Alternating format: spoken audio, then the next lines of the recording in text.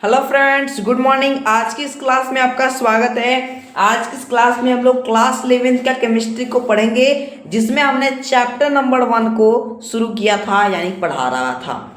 और chapter number 1 में मैंने 1 से लेकर के 7 तक का वीडियो बना दिया है। यदि आपने इस वीडियो को नहीं देखा है तो आप मेरे चैनल के प्लेलिस्ट में जाकर के देख सकते हैं। ओके मेरे फ्रेंड्स, आज हम लोग चैप्टर नंबर 1 का लेक्चर नंबर 8 को पढ़ेंगे। चैप्टर नंबर 1 का नाम है रसायन विज्ञान की कुछ मूल अवधारणाएं, यानी some basic concept of chemistry.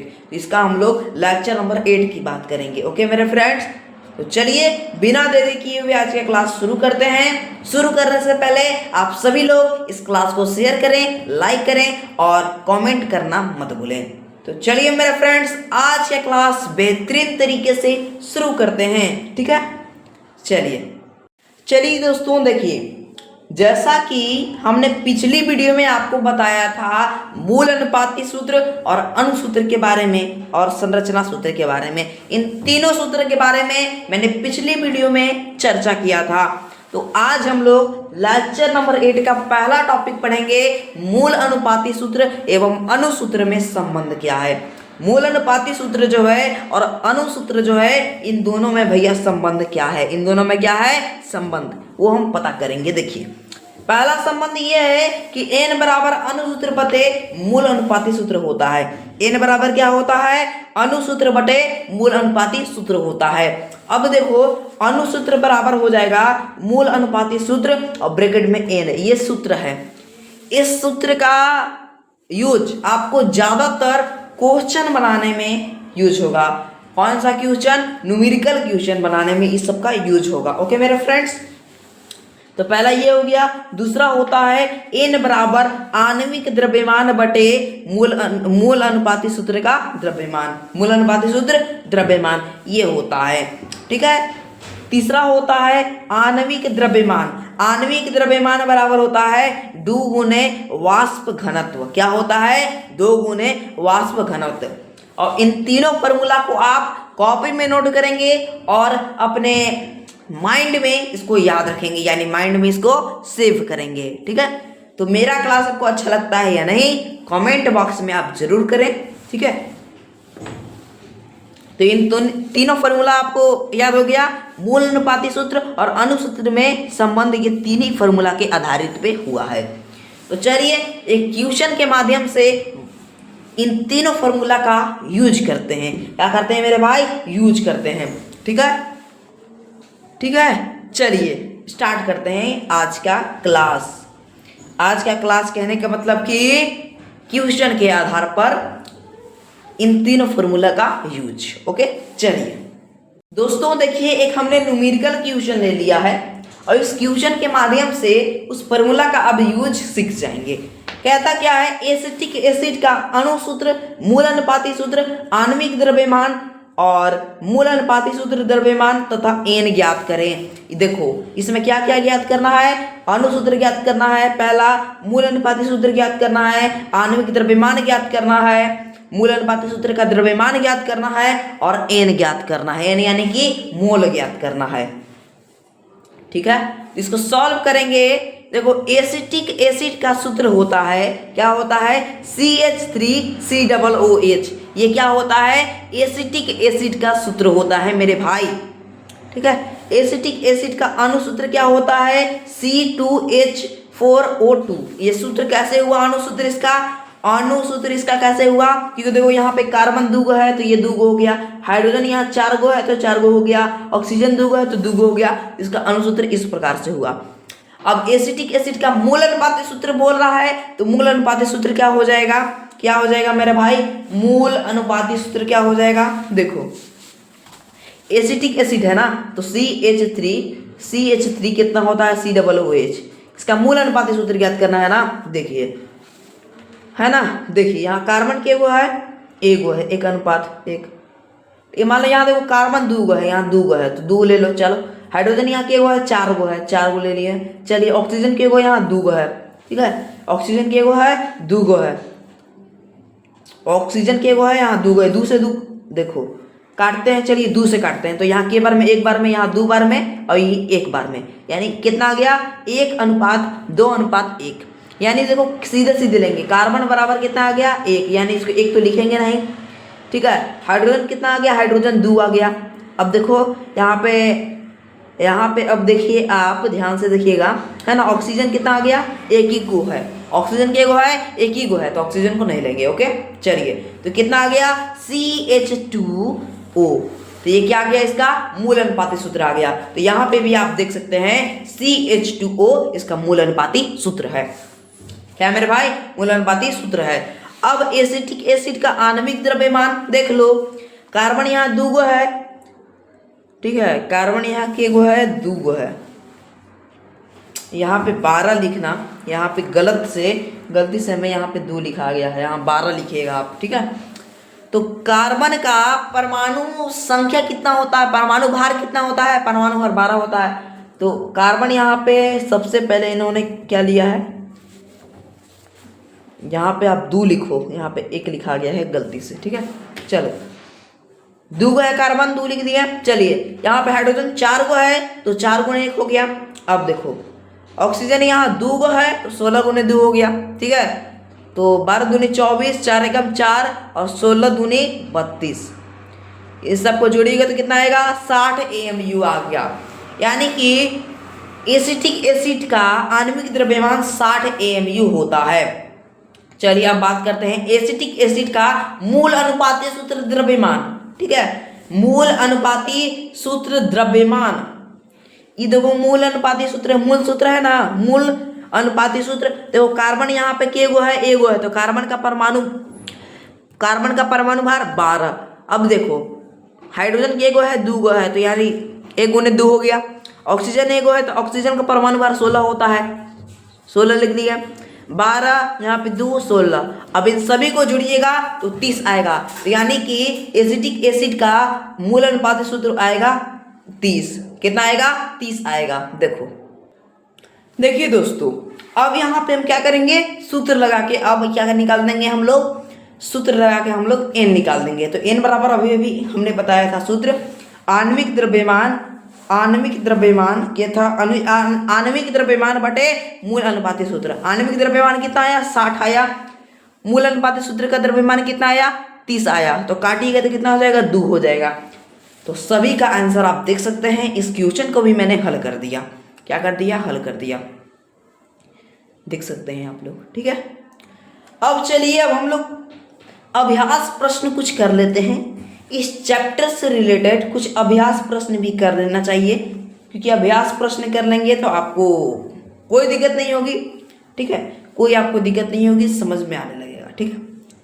कल हम लोग चैप्टर नंबर 2 को स्टार्ट करेंगे, ठीक है, चैप्टर नंबर 2 को स्टार्ट करेंगे। ओके चलिए, ये चैप्टर अब खत्म हो गया, आज की इस क्लास में खत्म हो जाएगा। देखो पहला अभ्यास प्रश्न जैसा कि मैंने ले लिया, देखो आराम आराम से बनाओगे तो बन जाएगा। 2 अभ्यास प्रश्न आज करेंगे, ठीक है, बढ़िया से करेंगे, मन लगा करेंगे, आपको समझ में आएगा। ओके देखो, मैं क्वेश्चन क्या है समझो।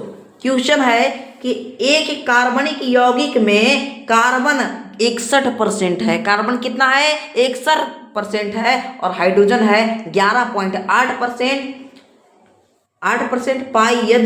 यदि यौगिक का वाष्प घनत्व, यदि यौगिक का कितना वाष्प घनत्व है 59 हो, 59 हो, तो उसका मूल अनुपाती सूत्र तथा अणुसूत्र ज्ञात करें। क्या ज्ञात करें, मूल अनुपाती सूत्र और अणुसूत्र ज्ञात करें। तो ये क्वेश्चन ज्यादा लंबा नहीं है मेरे फ्रेंड्स, इत्तू सा एकदम छोटा सा है, ठीक है, छोटा सा है, एकदम छोटा सा है, ठीक है, एकदम आसानी से हल हो जाएगा, ठीक है। चलो इसका हम लोग सॉल्यूशन करते हैं, ठीक है। सबसे पहले आपको यहाँ पे ध्यान देना है कि एक आपको सबसे पहले टेबल बनाना पड़ेगा, इसके बाद काम करना पड़ेगा। देखो टेबल, पहले तत्व लिखोगे, इसके बाद उसका प्रतिशत लिखोगे, उसके बाद उसका परमाणु द्रव्यमान लिखोगे, इसके बाद परमाणुओं की, ठीक है, परमाणुओं की अपेक्षिक संख्या लिखोगे, इसके बाद परमाणुओं में अनुपात लिखोगे, इसके बाद सरल अनुपात लिखोगे, सरल पूर्णांक अनुपात लिखोगे। ये इतना टेबल बनाने के बाद आगे बढ़ेंगे। ओके देखो ध्यान से देखो, यहाँ पे तत्व क्या है, इसको ऑक्सीजन को पहले एकदम नहीं देखना है, ऑक्सीजन को आपको देखना ही नहीं है। देखो यहाँ पे तत्व है, यहाँ पे देखो कार्बन दिया हुआ है, कार्बन लिख लिया, हाइड्रोजन दिया हुआ है, हाइड्रोजन लिख लिया। अब देखो, अब यहाँ पे देखो, यहाँ पे कार्बन का प्रतिशत कितना है, 61 है। कार्बन का प्रतिशत कितना है, 61% है। परसेंटेज नहीं लिखेंगे क्योंकि प्रतिशत बोल रहा है ये, ठीक है। देखो अब इसका हाइड्रोजन का कितना है परसेंटेज, 11.8 है, तो 11.8 लिख लिया। अब देखो, अब हम यहाँ पे सबसे बड़ी वाली बात आ गई, क्या आ गया, सबसे बड़ा वाला यहाँ पे सबसे बात आ गई। पहले यहाँ पे बात आता है, क्या बात आता है, देखिए एकदम ध्यान से देखिएगा। यहाँ पे बात ये आता है, बात आता है मेरे फ्रेंड्स कि जब हम 61 और 11.8 को यहाँ पे जीरो लगा लो एक, ठीक है, 1 मिनट, इसको ऐसे नहीं करेंगे, यहाँ पे 61, ठीक है, 0.00 11.88। यदि हम इन दोनों को जोड़ते हैं तो यदि 100 आ जाए, इन दोनों को जोड़िएगा तो 100 आ जाए, तब हम आगे बढ़ेंगे। इन दोनों को पहले जोड़ना पड़ेगा। देखो यहाँ पे जोड़ते हैं, 8 हो जाएगा, 8 हो जाएगा, 0.2 हो जाएगा, 7 हो जाएगा, यानी कि 100 आया, नहीं आया ना, 72 पॉइंट कितना आया, 8 आया। यानी कि कहने का मतलब ये हुआ कि यहाँ पे एक तत्व एगो छूट रहा है। क्या छूट रहा है, एक तत्व छूट रहा है जिसका नाम है ऑक्सीजन। क्या है, ऑक्सीजन। अब ऑक्सीजन का आप प्रतिशत निकालिएगा तो, ऑक्सीजन का प्रतिशत निकालिएगा तो कितना आएगा, ऑक्सीजन का प्रतिशत निकालने के लिए हम लोग क्या करेंगे, 100 में हम लोग घटा देंगे, 100 में क्या कर देंगे, हम लोग घटा देंगे, किसको घटाएंगे, 72.88 को घटाएंगे। कितना घटाएंगे, 72.88 को इसको घटा देंगे। चलो देखो कितना आ जाएगा यहाँ पे, यहाँ देखो ये 10 है, 10 में 2 गया, ठीक है। अब देखो ये कितना हो गया, घटाने आता है ना जी आप लोग को, घटाने आता है ना, चलिए घटाइए, कितना आ जाएगा यहाँ पे कितना हो जाएगा, 9 हो जाएगा। कितना हो जाएगा, यहाँ पे 1 हो जाएगा। फिर चलिए अनुपात लेते हैं, अब यहाँ अनुपात को लेते हैं। देखो ये भी कितना है, 9 में से 2 जाएगा तो कितना हो जाएगा, 7 हो जाएगा। अब देखो कितना आ जाएगा, 2 हो जाएगा, यानी 27.12 आया। 27 अनुपात कितना आया, 12 आया, ठीक है। 27 अनुपात, यहाँ पे पॉइंट हो जाएगा ये मेरे दोस्त, यहाँ पे पॉइंट हो जाएगा, ये पॉइंट इसको करना है, ठीक है, पॉइंट, ठीक है। कितना आ जाएगा, 27.12 आ जाएगा। चलो देखो, जैसा कि हमने क्या निकाल लिया, इसका क्या निकाल लिया, इसका प्रतिशत निकाल लिया, 27.12। देखो अब कार्बन का परमाणु भार होता है 12, हाइड्रोजन का परमाणु भार होता है 1, ऑक्सीजन का परमाणु भार होता है 16। तो परमाणु भार में लिख लिया। अगला टेबल कहता है, टेबल क्या कहता है कि परमाणुओं की अपेक्षा निकालने के लिए हम प्रतिशत बटा परमाणु द्रव्यमान लिखते हैं, प्रतिशत बटा परमाणु द्रव्यमान। चलो 61/12 कितना हो जाएगा, 61/12। देखो 61 इसका क्या है, प्रतिशत आया है, और परमाणु द्रव्यमान इसका 12, तो कितना आ गया, 61/12। 61/12 को हम लोग कहते हैं 5.08। अब देखो 11.8/1, 11.88/1, इसको हम लोग क्या कहेंगे, 11.88 ही कहेंगे, ओके। 1 का वैल्यू नहीं होता है नीचे। अब 16 यहाँ पे क्या हो जाएगा, 27.12/16, ठीक है। 27.12/16 को हम लोग क्या कहते हैं, 1.69 कहते हैं, ओके। आप करके देख लेना, भाग मार के देख लेना, ओके। अब परमाणुओं में अनुपात निकालने के लिए नीचे वाला जो संख्या है, इस संख्या से हम लोग भाग दे देंगे। कितना आया है, 5.08 आया है, तो भाग दीजिएगा तो कितना आएगा, 3 आ जाएगा। 11.88 आया तो कितना, भाग दीजिएगा तो कितना आएगा, 7 आएगा। अब 1.69 यही है, तो भाग दीजिएगा तो कितना आएगा, 1 ही आएगा। तो इसका सरल अनुपात क्या हो गया, सरल पूर्णांक अनुपात क्या हो गया, 3:7:1 हो गया, 3:7:1 हो गया। ये 3 वो सरल अनुपात इसका हो गया, ठीक है। अब चलो इतना बात लिखने के बाद अब हमें लिखंती करना है, यानी कि लिखना है, शब्द में लिखना है सब चीज। चलो इसका मूल अनुपाती सूत्र कितना हो जाएगा, C3H7O होगा। ये इसका क्या हो जाएगा, मूल अनुपाती सूत्र हो जाएगा। अब हमें क्या निकालना है, मूल अनुपाती सूत्र द्रव्यमान निकालना है। देखो यहाँ पे ध्यान से देखो, कार्बन के गो है 3 गो है, तो कार्बन का परमाणु भार कितना होता है, 12 होता है, तो 12 × 3 कर देंगे, प्लस हाइड्रोजन 7 गो है तो 7 × 1 हो जाएगा, ऑक्सीजन का परमाणु भार होता है 16, तो 16 लिख देंगे। ठीक है, 12 तरीके 36, 7 एकम 7 और 16 हो जाएगा। अब इन तीनों को जोड़िएगा तो कितना आएगा 59 आ जाएगा। कितना आ जाएगा 59। मूल अनुपाती सूत्र द्रव्यमान कितना हो गया 59 हो गया। अब सूत्र क्या कहता है, आणविक द्रव्यमान भी निकालना है, तो आणविक द्रव्यमान बराबर होता है 2 गुने वाष्प घनत्व, तो 2। अब देखिए वाष्प घनत्व बराबर हुआ दिया हुआ है 59, तो गुना कर दिएगा तो कितना आ जाएगा 118 AMU।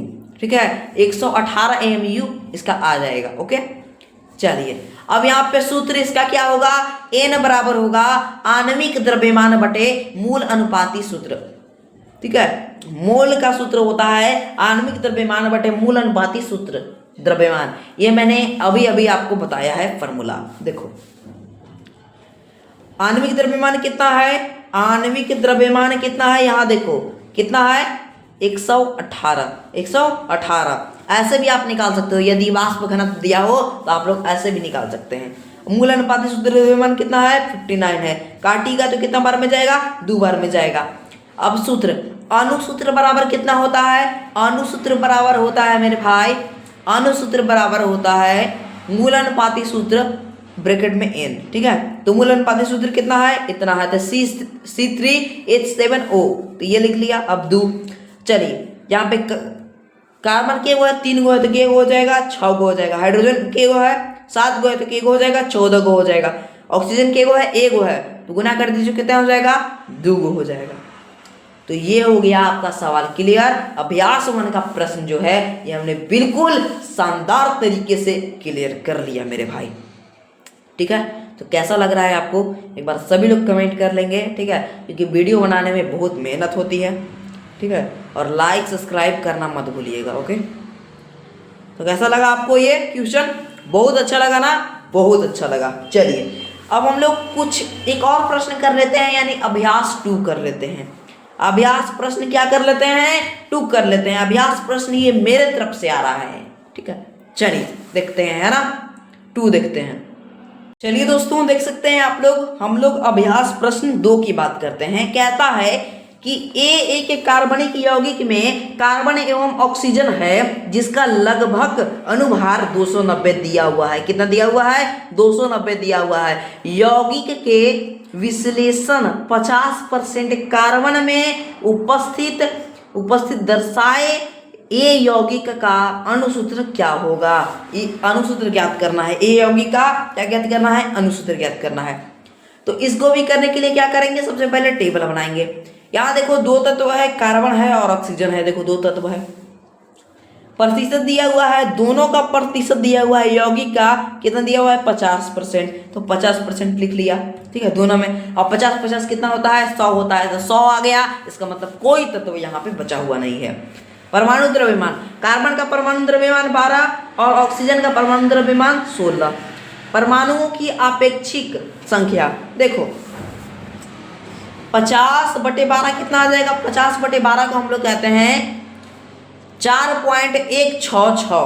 ठीक है, और 50/16 को कहते हैं 3.125। ठीक है, अब हम लोग क्या करेंगे, परमाणुओं में अनुपात ज्ञात करेंगे। क्या ज्ञात करेंगे, परमाणु में अनुपात ज्ञात करेंगे। देखिए यहाँ पे क्या करेंगे, ये नीचे वाला से भागा दे देंगे, यानी 4.166 भागा 3.125, तो कितना आ जाएगा 1.33 आ जाएगा। यहाँ पे कटिएगा तो 1 आ जाएगा। तो यानी कि इसका सरल पूर्णांक अनुपात कितना आ जाएगा 4 आएगा और यहाँ पे 3 आएगा। ठीक है, 4 आएगा और 3 आएगा। तो टेबल को समझ लिया आपने, बिल्कुल अच्छे तरीके से भैया हमने समझ लिया। चलिए देखिए यहाँ क्या ज्ञात करना है, हमें ज्ञात करना है यौगिक ए का अनुसूत्र। तो मूल अनुपाती सूत्र बराबर है C4O3। कितना है C4O3, ये क्या है मूल अनुपाती सूत्र है। देखो मूल अनुपाती सूत्र द्रव्यमान कितना हो जाएगा, कार्बन 4 गो है तो कार्बन का परमाणु भार 12 होता है, 12 गुने 4 प्लस ऑक्सीजन का परमाणु भार होता है 16, 16 गुने 3 48 कितना हो जाएगा 96 हो जाएगा। अब इसका हम क्या ज्ञात कर लेंगे, मोल ज्ञात कर लेंगे। देखो ज्ञात करेंगे तो कितना आएगा, यहाँ पे देखो 290 दिया हुआ है, लगभग अनुभार 290 दिया हुआ है तो 290 लिख लिया। अब देखो मूल अनुपाती सूत्र कितना है 96, काटिएगा तो के बार में जाएगा 3 बार में जाएगा। अब अनुसूत्र ज्ञात करना है, ठीक है, तो मूल अनुपाती सूत्र यहाँ n होता है, तो मूल अनुपाती सूत्र कितना है C4O3 लिख लिया, ठीक है, लिख लिया ना। चलिए मूल 3 दिया हुआ है 3 लिख लिया। 4 तरीके 12, कार्बन 12 हो गया, 3 3 6 होगा, यहाँ पे 3 तरीके 9 हो गया, 3 तरीके 9, ऑक्सीजन क्या हो गया 9 हो गया। तो यहाँ पे हमने दूसरा प्रश्न को भी क्लियर कर लिया, दूसरे प्रश्न को भी हमने क्या कर लिया क्लियर कर लिया। स्क्रीनशॉट यहाँ से ले लीजिए, ठीक है, अब इसको भी आप स्क्रीनशॉट ले लेंगे, ठीक है दोस्तों। उम्मीद है कि ये दोनों क्वेश्चन आपको क्लियर हो गए होंगे।